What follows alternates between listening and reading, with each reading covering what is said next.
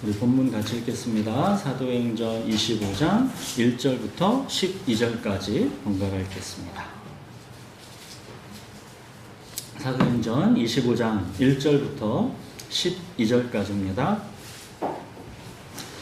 베스도가 부임한 지 3일 후에 가이사랴에서 예루살렘으로 올라가니 대제사장들과 유대인 중 높은 사람들이 바울을 고소할 때 베스도의 호의로 바울을 예루살렘으로 옮기기를 청하니 이는 길에 매복하였다가 그를 죽이고자 함이더라. 베스도가 대답하여 바울이 가이사랴에 군대에 것과 자기도 멀지 않아 떠나갈 것을 말하고 또 이르되 너희 중 유력한 자들은 나와 함께 내려가서 그 사람에게 만일 옳지 아니한 일이 있거든 고발하라 하니라.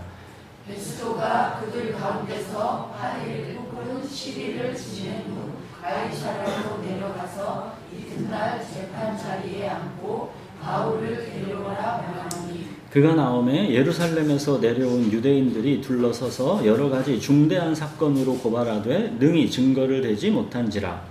바울이 변명하여 이르되 유대인의 율법이나 성전이나 가이사랴에게나 내가 도무지 죄를 범하지 아니하였노라 하니 베스도가 유대인의 마음을 얻고자 하여 바울더러 묻되 네가 예루살렘에 올라가서 이 사건에 대하여 내 앞에서 신문을 받으려느냐.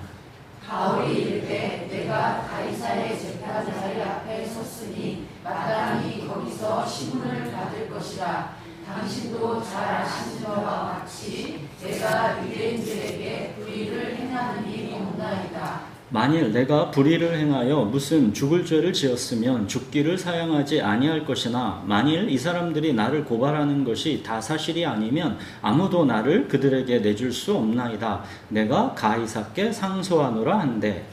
베스도가 대석자들과 상의하고 이르되 내가 가이사에게 상소하였으니 가이사에게 갈 것이라 하니라. 예, 우리가 지난주에 이 벨릭스 총독은 바울을 가이사랴의 감옥에서 2년 동안 이제 재판도 하지 않고 구금해 두었습니다. 이제 2년이 지나서 이제 벨릭스는 로마 네로 황제에게 소환당해서 이제 쫓겨났고 그의 후임으로 베스도 총독이 부임해 왔습니다. 이제 총독 관저가 있는 이곳 가이사랴에서 베스도는 부임한 지 이제 3일 후에 유대 지역에서 가장 중요한 도시인 이 예루살렘을 방문해서 대제사장들과 이제 유대인 중 높은 사람들을 만났습니다.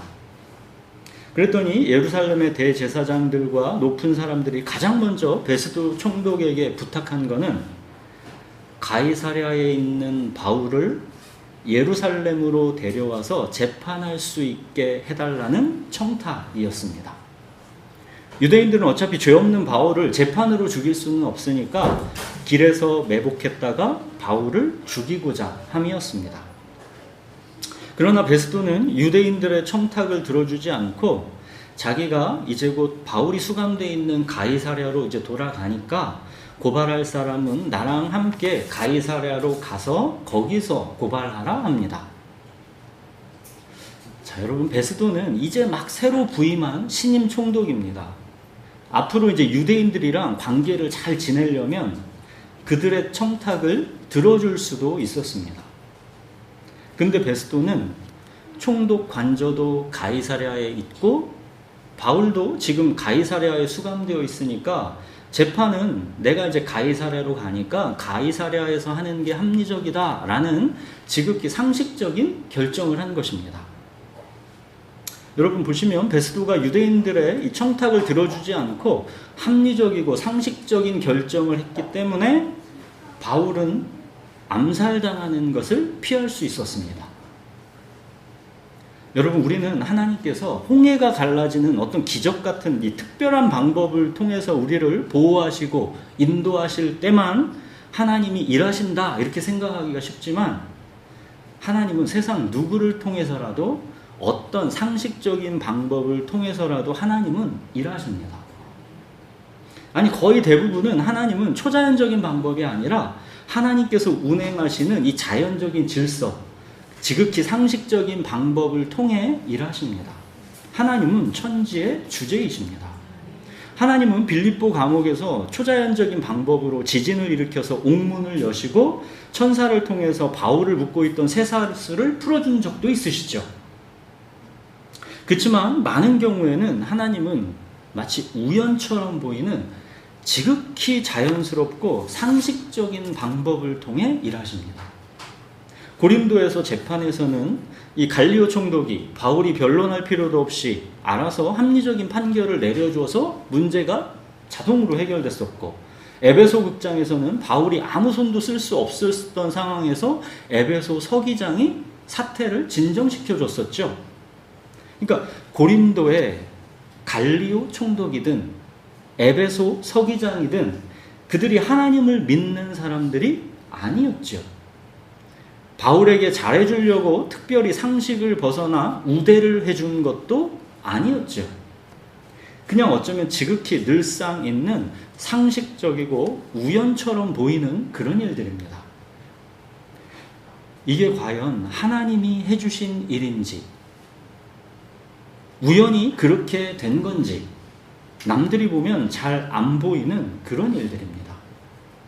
오늘 본문에서 신임 베스도 총독도 자기의 합리적이고 상식적인 결정을 한 것 뿐입니다. 그렇지만 하나님은 베스도의 합리적이고 상식적인 결정을 통해서 바울을 암살자들로부터 지켜내셨습니다.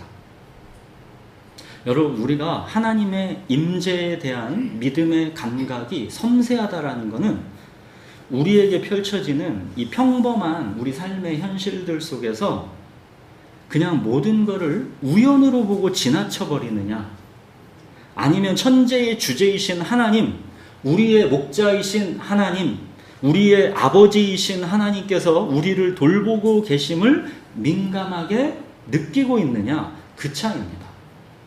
평범한 삶의 일상을 모든 것이 다 하나님의 은혜다라고 찬양하는 사람이 있는가 하면 모든 게 그냥 다 우연이라 이렇게 생각하는 사람도 있는 것입니다. 사랑하는 여러분, 하나님께서 이 성경 말씀을 통해서 마치 우연처럼 보이는 일들이 하나님의 주권 속에서 펼쳐지고 있는 것을 오늘 본문에서도 우리에게 지금 보여주고 있는 것은 왜이겠습니까?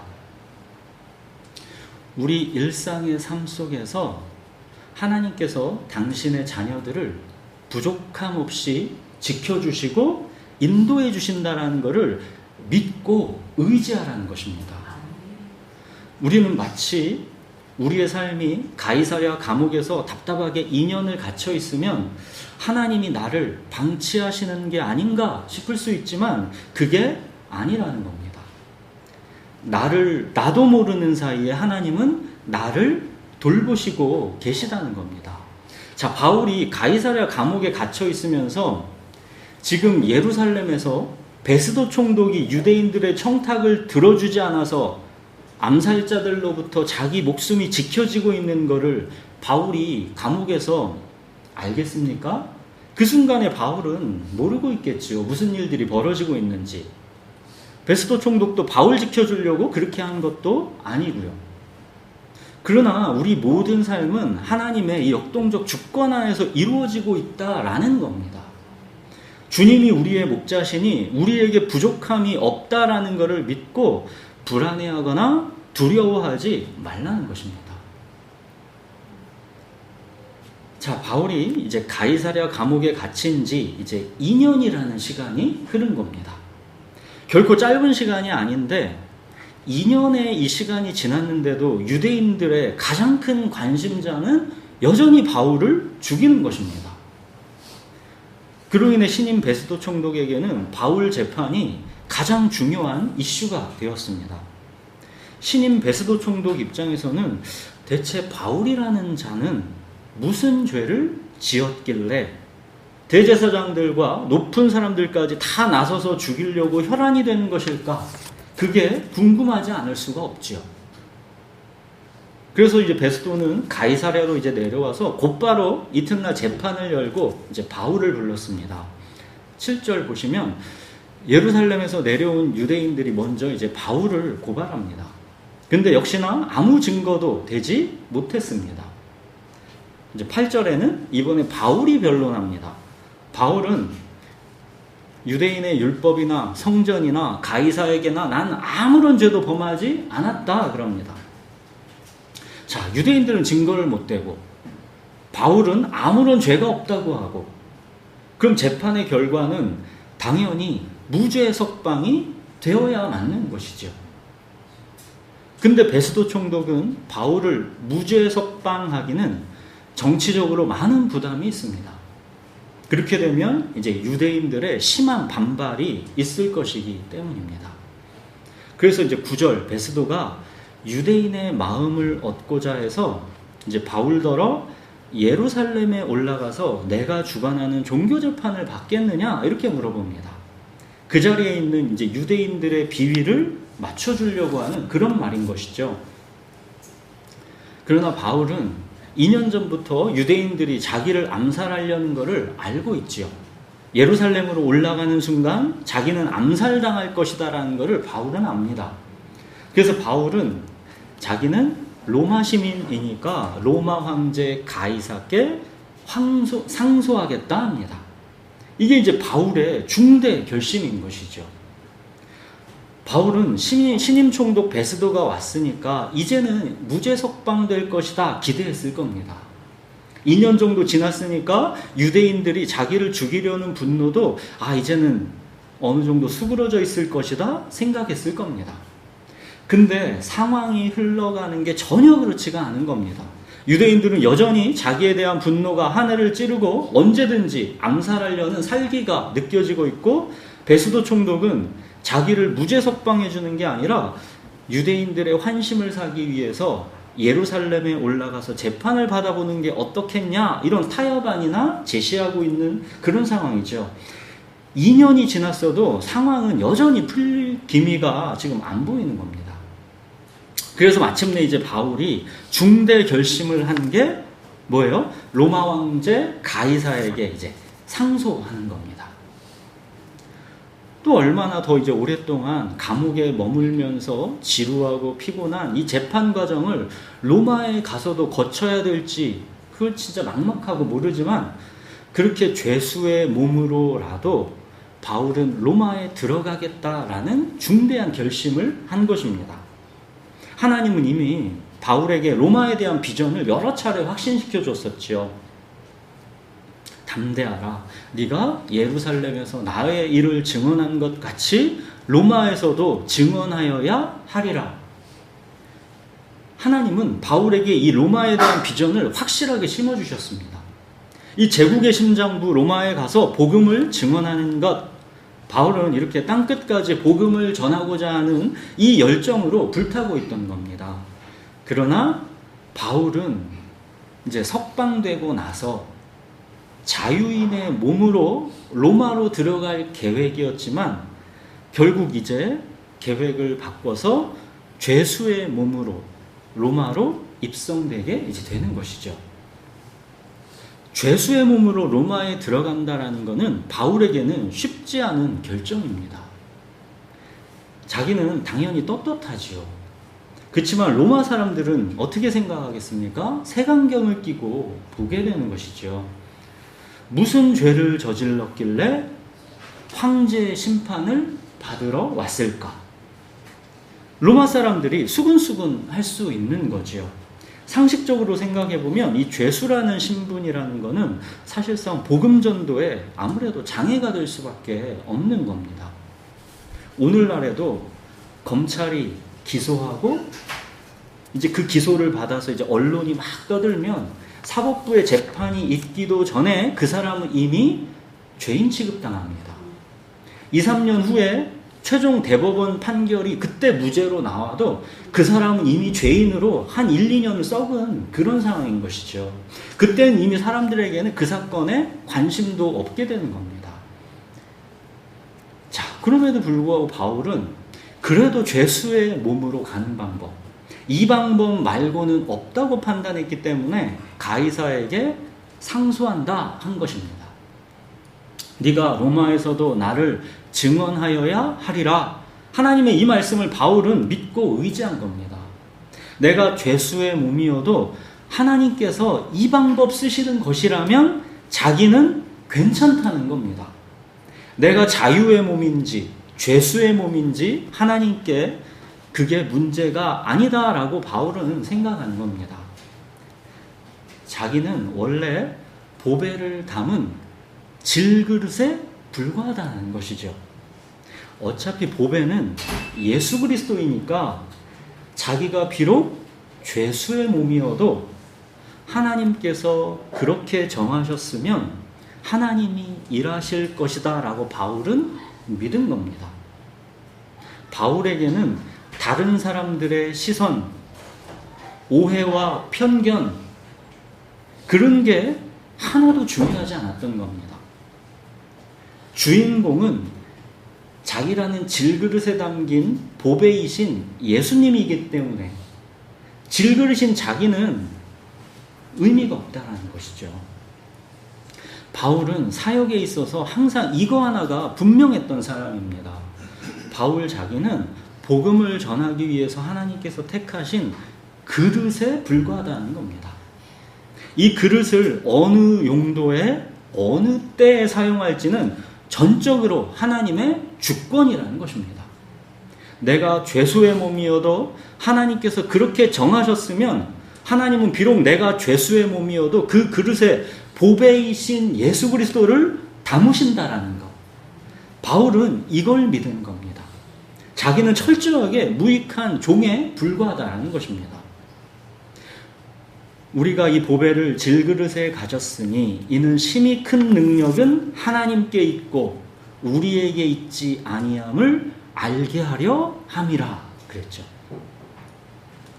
바울은 자기 모든 삶의 과정, 모든 순간순간의 전부를 다 하나님을 신뢰하면서 살아가고 있는 겁니다.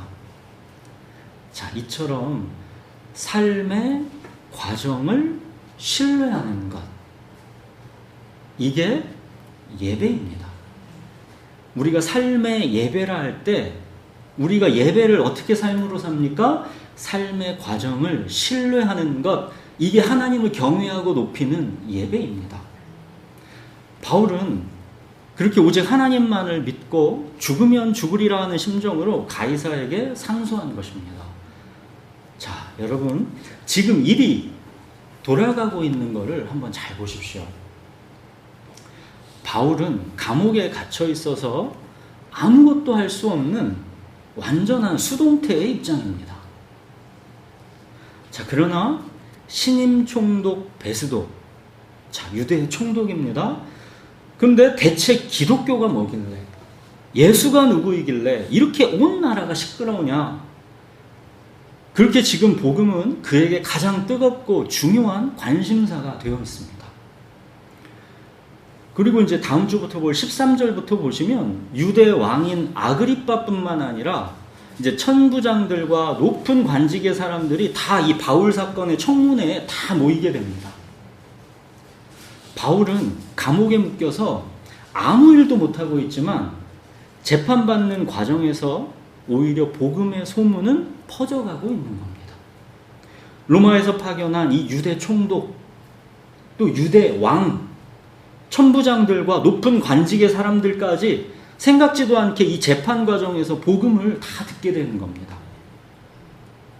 바울은 감옥에 있어서 꼼짝도 못하지만 하나님은 아무런 제약을 받지 않으시고 하나님의 방법으로 하나님의 일을 하고 계신 겁니다.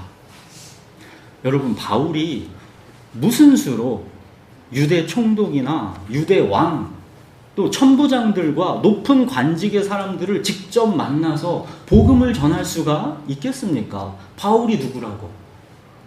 그 사람들이 평상시라면 바울이라는 사람을 시간을 내서 만나 주겠습니까? 근데 지금 그들을 다 모아놓고 복음을 전할 수 있는 기회가 만들어진 겁니다. 그뿐입니까? 바울은 이 사건으로 로마 황제 앞에 서게 됩니다. 로마 황제 앞에서도 이 재판의 핵심인 예수의 부활을 증거하게 되는 것이죠.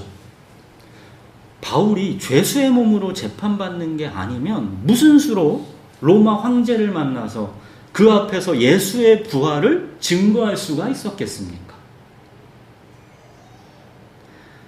이 사람들 중에 누가 복음을 듣고 회심하게 될지는 우리가 모르는 것이지만 중요한 것은 당시 최고의 권력자들에게 두루두루 지금 이 복음이 다 전해지고 있다는 겁니다. 그들이 믿고 안 믿고를 떠나서 권력자들이 복음을 듣게 된다는 것은 아주 중요한 의미가 있습니다. 그만큼 기독교가 이제 점점 로마 제국 속으로 들어가고 있다는 겁니다. 그래서 결국 이제 마침내는 지금 이때로부터 약 250년 정도가 흐르면 313년 이 로마 콘스탄티누스 황제 때 밀라노 칙령으로 이제 기독교가 정식으로 공인되게 되죠. 이때부터 이제 기독교는 전 세계의 주류 종교로서 폭발적으로 성장하게 되는 것입니다.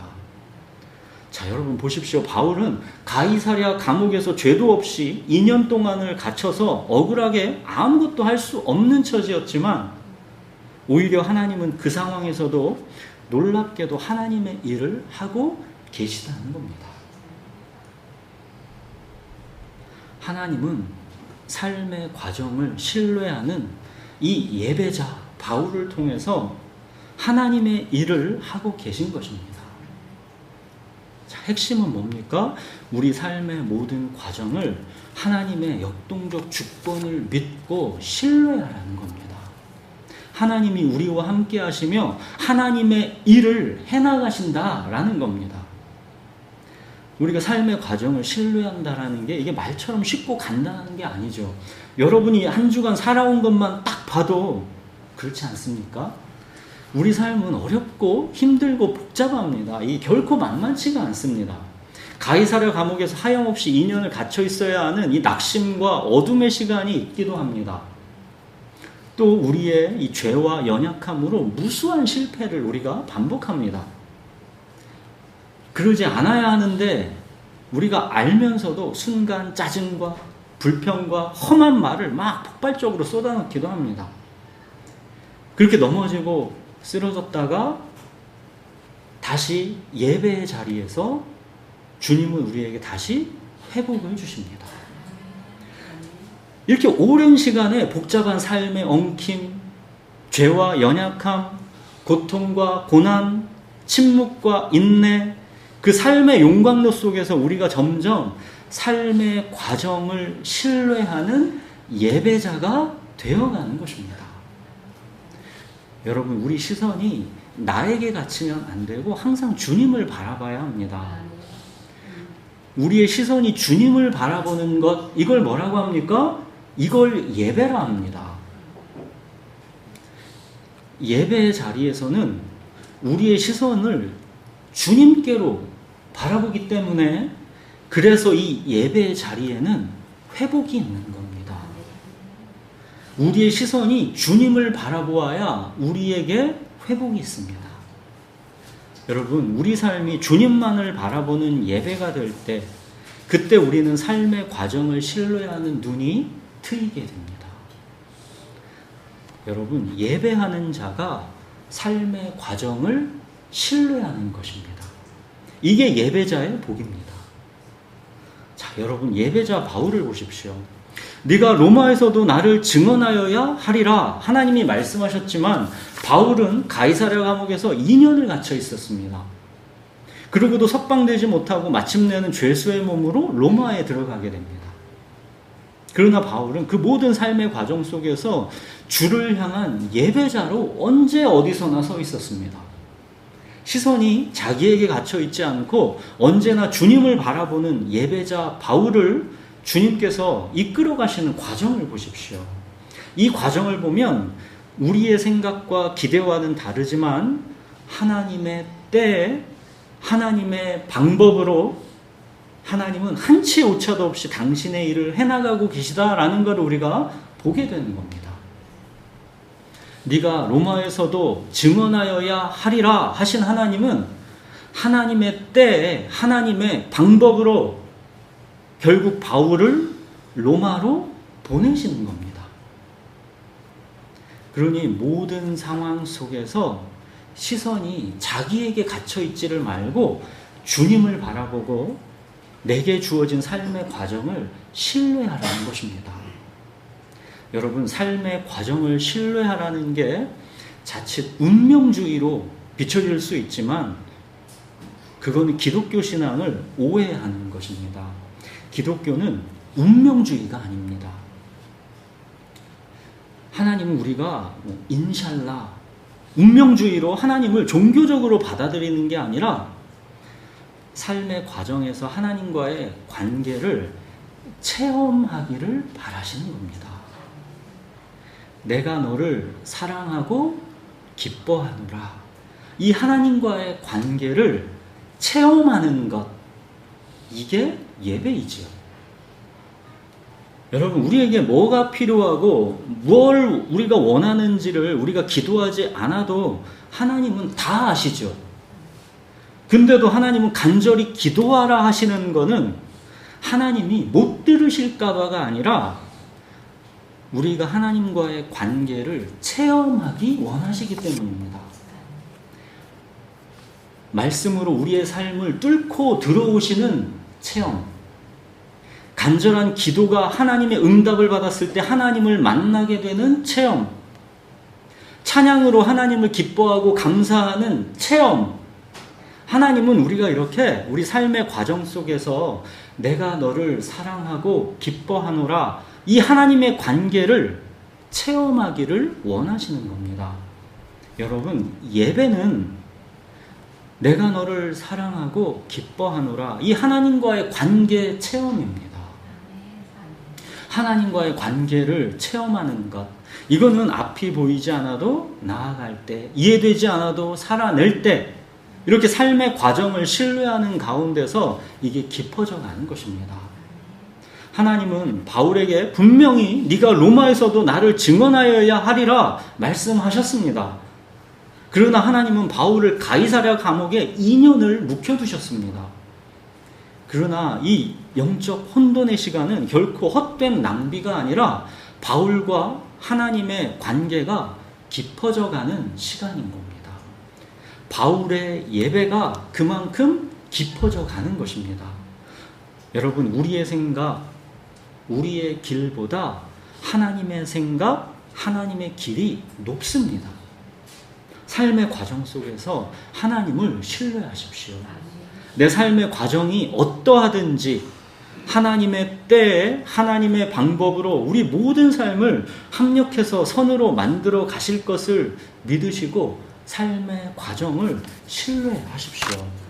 사랑하는 여러분, 삶의 과정을 신뢰하라는 거, 이거 결코 운명주의가 아닙니다. 할 수 없으니까 다 받아들여야지, 이게 아닙니다.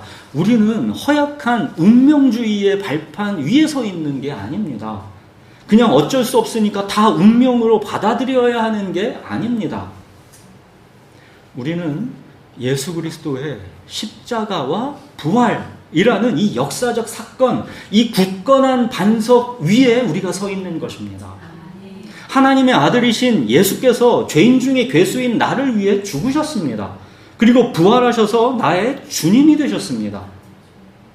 예수 그리스도의 십자가와 부활, 이 굳건한 반석 위에 주는 나의 목자시니 내게 부족함이 없도다가 있는 겁니다. 이건 단지 그냥 긍정의 힘, 마인드 컨트롤이 아니라는 겁니다.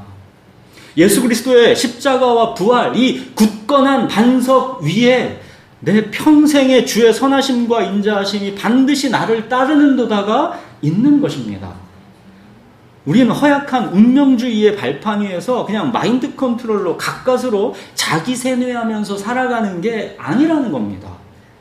예수 그리스도의 십자가와 부활이라는 이 역사적 실체가 이걸 확증해 주는 겁니다. 우리는 예수 그리스도의 십자가와 부활이라는 이 굳건한 반석 위에 서 있는 것이기 때문에 때로는 앞이 보이지 않아도, 때로는 이해되지 않는 삶이어도 그 혼돈의 시간 속에서도 삶의 과정을 신뢰하는 것입니다. 여러분, 바울은 그 험난한 세월 속에서 굳건하게 버티고 나아가게 했던 그 힘이 예수 그리스도의 십자가와 부활입니다. 바울은 이 반석 위에 서 있었기 때문에 모든 자기 삶의 과정에서 주님을 예배하고 신뢰할 수가 있었던 겁니다. 여러분, 우리는 결코 허약한 운명주의 이걸로 체념하는 인생이 아닌 겁니다. 여러분, 하나님의 아들이신 예수께서 죄인 중에 괴수인 나를 위해 죽으셨습니다. 그리고 부활하셔서 나의 주님이 되셨습니다. 이걸로 끝난 겁니다. 여러분, 보이는 것은 잠깐이요 보이지 않는 것은 영원함이라. 이게 바울이 했단 말이죠. 보이는 것은 잠깐이요 보이지 않는 것은 영원함이라. 이 균형 감각을 잃지 마십시오. 보이는 건 잠깐입니다. 보이지 않는 건 영원합니다. 이 균형 감각을 잃지 마십시오. 보이는 이 땅의 삶을 영원한 듯 여기고 보이지 않는 천국을 우리가 소망하지 않을 때 우리는 삶의 균형 감각을 잃게 되면서 삶의 과정을 신뢰하지 못하게 되는 겁니다. 이 땅이 전부라고 생각하면 내 삶의 과정이 이해되지 않습니다. 신뢰되지 않는 겁니다. 가이사랴 감옥이 2년이 마치 영원이라도 되는 것처럼 우리는 조급하고 불안하고 두려워하고 낙심하게 되는 겁니다. 이게 전부라고 생각하니까. 여러분, 보이는 거는 잠깐이고 보이지 않는 거는 영원합니다. 이 균형 감각을 잃지 마십시오. 그리고 보이는 이 땅에서의 잠깐의 삶도 하나님의 때에 하나님의 방법으로 목자이신 우리 주님께서 우리 삶을 인도하십니다. 모든 것을 합력해서 선을 이루시고 보이는 이 땅에서의 이 잠깐의 삶이 보이지 않는 영원한 천국을 위한 준비가 되게 하시고 상급이 되게 하십니다. 여러분, 하나님의 때, 하나님의 방법을 신뢰하십시오. 자, 또 한 주, 보이는 이 땅에서의 잠깐의 삶입니다. 이 잠깐의 삶, 그 삶의 과정을 신뢰하는 예배자로 살아가시는 저와 여러분이 되기를 바랍니다. 기도하겠습니다.